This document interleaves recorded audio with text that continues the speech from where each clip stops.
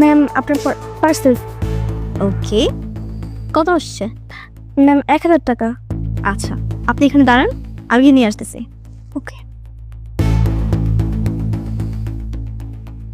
বেলি বেলি জায়গায়, তার মানে এই অর্ডারটা বেলি করছে। ভাগ্য ভালো আমি ক্যাব করা, যদি বেলি আমাকে অবশ্যই দেখতো তাহলে আমাকে অপমান করতো।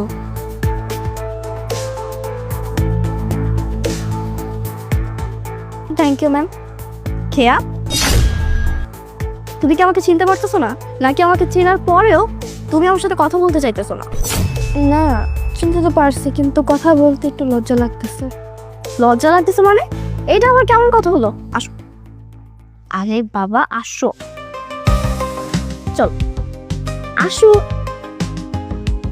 এরকম লজ্জা পেলে হবে নাকি? বসো। আচ্ছা, বাইরে তো খুব সুন্দর করে সাজাইছস। থ্যাঙ্কস। আচ্ছা, এবার তুমি বলো, আমার সাথে কথা বলতে তোমার সমস্যাটা কি? না, এমনি কোনো সমস্যা না, কিন্তু দেখ তুই কত বড় পজিশনে আছিস আর আমি কোথায়, তাই আর কি একটু লজ্জা লাগতেছিল। লজ্জা? কিসের লজ্জা? না তেমন কিছু না আর কি, আমি তো ভেবেছিলাম তুই আমাকে এইভাবে দেখে কি হাসবি, মজা করবি, তাই আর কি তোর সাথে কথা বলতে চাই নাই।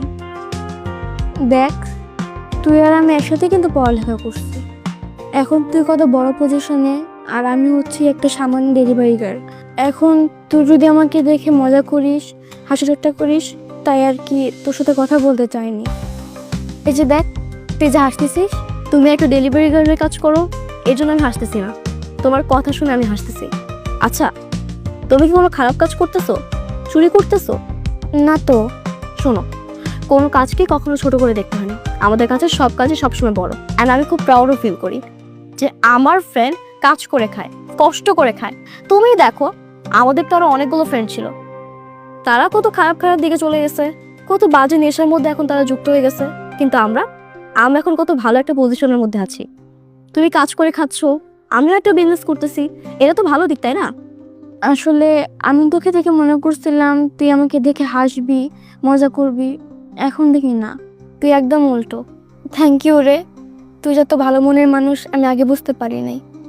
আচ্ছা শোনো, একটা খুশির খবর আছে, তোমার সাথে দেখা হয়ে গেল, খুব ভালো হয়েছে। আগামী 2 মাস পর আবার বিয়ে, দাওয়াত চলো, তোমার আসতে হবে কিন্তু। হ্যাঁ অবশ্যই আসবো, তোর বিয়েতে যা কিছু লাগবে সব কিছু কিন্তু আমি অ্যারেঞ্জ করব, আমি অনেক মজা করব।